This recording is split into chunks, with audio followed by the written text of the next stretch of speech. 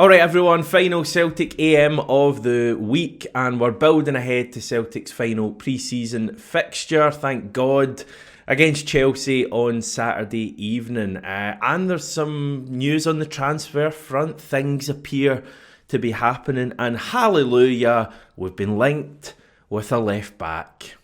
You could say that's Bueno.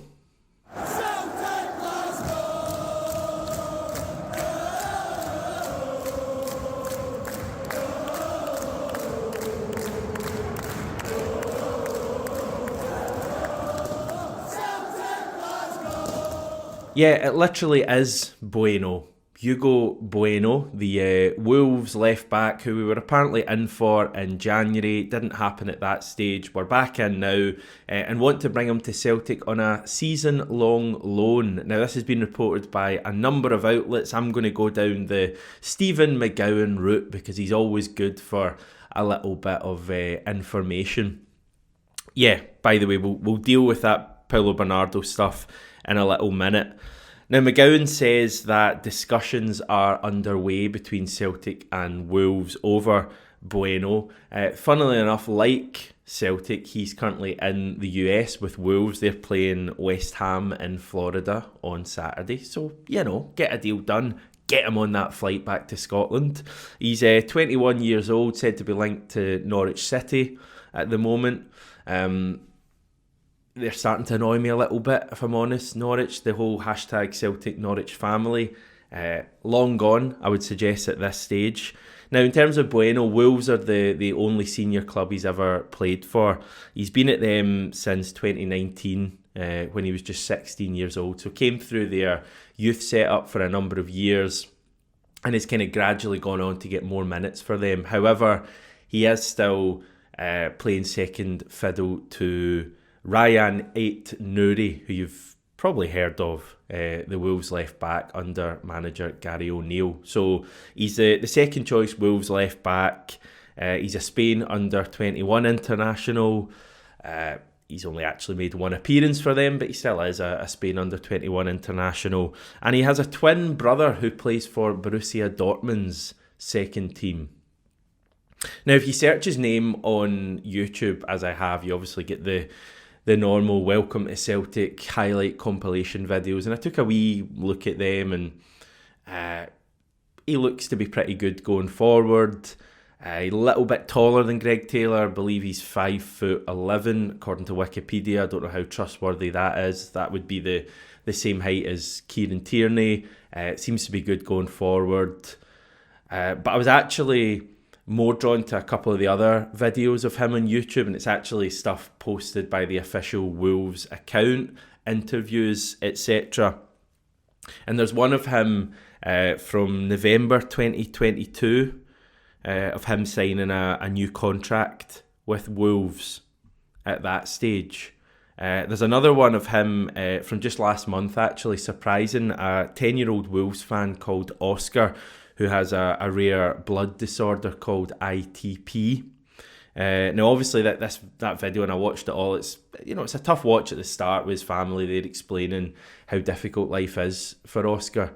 And I'd say that the rest of the video is quite a nice watch. It's the kind of joy, that the watch that fills your heart with joy. And I think it was interesting to me that for that video, a 21-year-old player who isn't necessarily a first choice for Wolves was chosen for that video. Now, it may just be that Bueno is Oscar's favourite player, and Oscar, if you need to come and follow him and support Celtic, then more than welcome. But I did think it was interesting that kind of a 21-year-old was on that video, and he comes across so well in it, Bueno, in his contract video as well. He comes across really well, switched on, mature, really kind of driven in his career.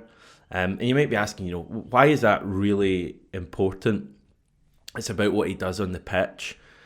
For me, when we sign loan players, the worry I always have in my mind is, will they be fully committed to Celtic, or will they be looking out for themselves? When you get to the second half of the season, will they be thinking more about their next move? Will they be fully committed to what Celtic are trying to achieve, because that's always the worry when you bring in loan players. Now, I think generally over the past couple of years, we've really signed well in terms of loan players, like Paulo Bernardo last year, Adam Ida. You cannot criticise their commitment in any way. Those two guys were fully in on Celtic and both played a huge part, literally until the last minute of their Celtic loans in the Scottish Cup final. Prior to that, off the top of my head, Cameron Carter-Vickers on loan, fully committed, made it a permanent signing. Jota on loan, fully committed, permanent signing. Even someone like Moritz Jens, I don't think there was any doubt about his full commitment. But you go back maybe previous years, and even if you look at fullbacks, and I'm well aware these were kind of challenging times for us, but someone like John Joe Kenny clearly started maybe all right at the club, but when things started to go wrong, it was pretty clear that his heart wasn't fully in it. You could probably say the same about Diego Laxalt, maybe not to the same extent. And I'm thinking of someone like Jeremy Toljan, Timothy Weah as well. So I think recently our loan signings have been very good, but that's always, going back further, it's always a worry for me.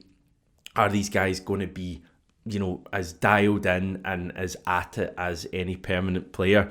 And Bueno to me strikes me as someone who really would be.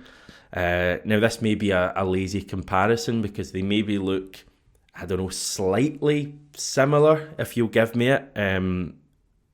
But he strikes me as someone who would take to Celtic in the same way as like Jota, for example.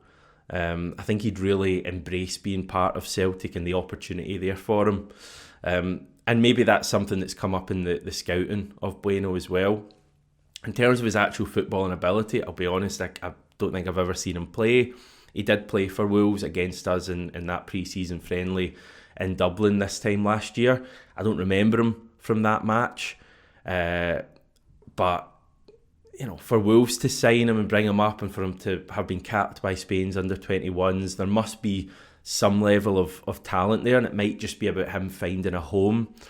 So I'm kind of, in terms of the left back, I don't know what we're all expecting at left back, but this is a kind of signing that I think, I'd be for.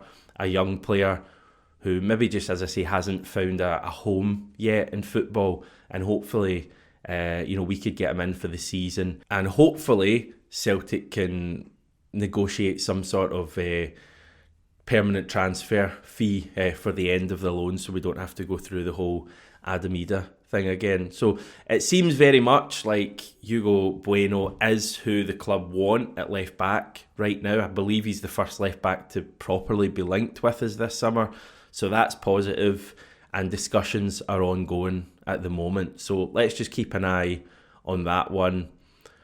Elsewhere, as I kind of teased earlier, Paulo Bernardo is heading back to us on a permanent deal. That is as good as done at the moment. The report is that he will undergo a medical imminently and put pen to paper on a 5-year deal. He's going to cost us £3.5 million, which is significantly less than the £6 million fee that we'd agreed originally at the start of his loan in January. So we've got him a bit cheaper there. The kind of other part of it is that Benfica have a 30% future sell-on fee, which I believe is what they had for Jota as well. So if we ever get Bernardo to a stage where he's going to move on to another club, then Benfica will be due a fair amount of that money. Apparently personal terms have been the reason this has kind of been held up over the last week. I've not got a massive problem with that. As I say, I think Paulo Bernardo wants to come to Celtic, and if he just wants a bit more money, we've all got to look out for ourselves here. The main thing I'm interested in here and I care about is, does he want to come and play for Celtic? And I think Paulo Bernardo certainly does. So I'm delighted to get him in the door. I think he might do really well this season. He might surprise people a little bit because he was a bit of a bit part player last season, but with a bit more responsibility, an opportunity this season, and a bit more kind of security in his career, knowing that he now has a permanent home where the fans really like him and the manager likes him.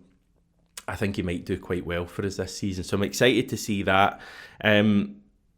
Steve McGowan also says that another midfielder is likely to come in if Matt O'Reilly leaves the club. So that's promising news.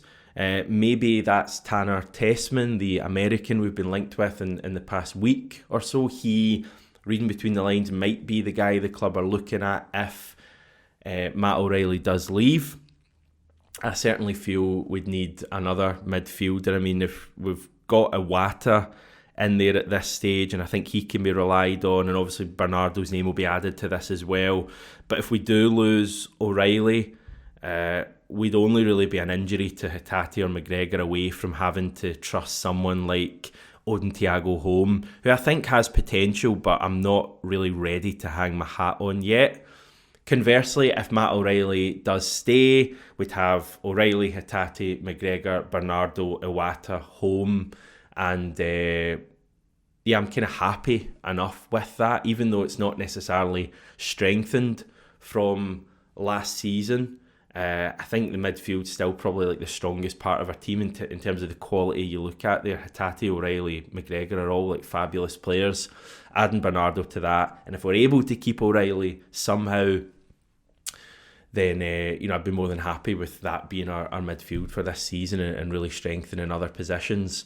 I believe there's been a bit of chat about players wanting O'Reilly to stay. I think Callum McGregor was one player, maybe Nicholas Kuhn was the other one. I only kind of half looked at the comments.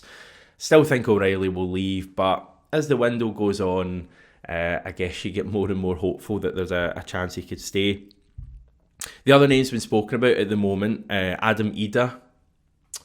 Yeah, I remember him. Dara O'Shea and Michel Ange Balak-Visha. They are all been spoken about.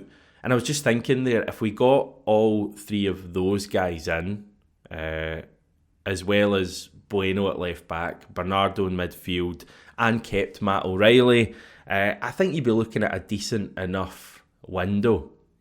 You'd have sorted the goalkeeping situation, you'd assigned a centre-back to partner Carter Vickers, signed a left-back, added Bernardo, added a winger, and added Adam Ida. Obviously, there's a lot of work to be done there, but it also, in a way, kind of tells you we're not a million miles away from maybe having a successful window, as much as there's been a hell of a lack of activity up to this point. So that's where we are transfer-wise, everyone. And we'll revisit this next week. In terms of on-the-pitch stuff this weekend, it's Chelsea on Saturday night for us here at Notre Dame Stadium. I'm just pronouncing that the American way. In South Bend, Indiana. And yeah, it's a pretty cool stadium.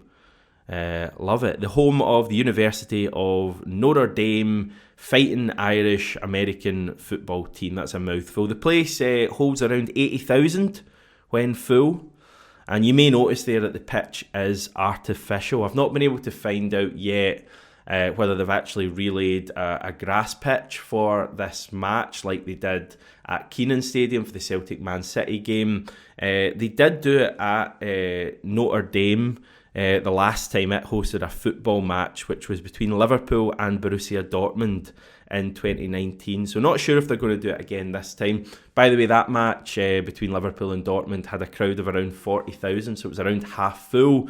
I would expect something similar this weekend. Pretty cool ground though when it's full. And yeah, I really quite enjoy Celtic playing at these quirky, historic US grounds. It certainly beats a pre-season friendly at home to Blackburn Rovers or something. In terms of our opposition, obviously Chelsea on the face of it would be a kind of step down from Man City. Clearly Man City are a far better team than Chelsea at this stage. In terms of the actual squads the two teams have got out in the States, I think Chelsea are going to be a tougher test for us, probably considerably tougher test for us this weekend. This is their 28-man squad they've got out in the States, and you should recognise a few more players than you could with the Man City squad. Obviously they're still missing a fair few people who were at the Euros, but just running through them, Robert Sanchez I think is their first choice goalkeeper, Wesley Fofana is a first team player, Levi Colwell's very highly rated, Axel Disasi same, Reece James of course, some would say he's one of the best right backs in the world, Ben Chilwell is an England international, wasn't at the Euros, I don't think, or was he? Might have been at the Euros. I don't really care. I think he might have been at the Euros, actually. Midfield, very light in numbers. Kieran Dewsbury-Hall, they've just signed, I think, for 30-odd million from Leicester. He's someone Brendan Rodgers will know well. Forwards, Raheem Sterling. Bad memories of him in the Champions League. Mykhailo Mudryk. Bad memories of him in the Champions League. Christopher Nkunku. Bad memories of him in the Champions League. You get the picture here. Nicholas Jackson as well, and Armando Broja. So they've got talent. I think it's going to be the toughest test we've had so far in pre-season. They've already played a game as well. It was a 2-2 draw against Wrexham on Wednesday. So they may be fair to say they haven't quite, found their top gear yet, Chelsea. But I think it's going to be a really good test for the team, a final test of pre-season. And they're obviously managed by Enzo Maresca as well. In an alternate universe, he could have been in the Celtic dugout for this one. We were seriously interested in him, possibly even interviewed him this time last year. He's since gone off to Leicester City, won the league with them, and somehow got the Chelsea job. I don't think he'll last too long in that job, but we'll see how things go. And in terms of Celtic, I just want to see more from the team. I want to see more from Nicholas Kuhn. I want him terrorising Ben Chilwell. I want to see more from Matt O'Reilly at that level, more from Rio Hatate. I want to be talking about Callum McGregor a wee bit more, because we've not kind of mentioned him at all over the past couple of matches, but that's not a major issue. And I'm just looking forward to seeing the team. Obviously, no injuries would be probably the most important thing as well. Just a week or so out from our league opener against Kilmarnock. Time-wise, it's a 9 p.m. kickoff in the UK on Saturday night, so prime time for you lot. That's 4 p.m. in Indiana Saturday afternoon, and you're looking at 30 degrees Celsius at that stage, so it's going to be very warm for the players, uncomfortably hot. Enjoy the match, everyone. Enjoy the weekend, and I'll be back on Monday to do plenty of talking. Speak to you then.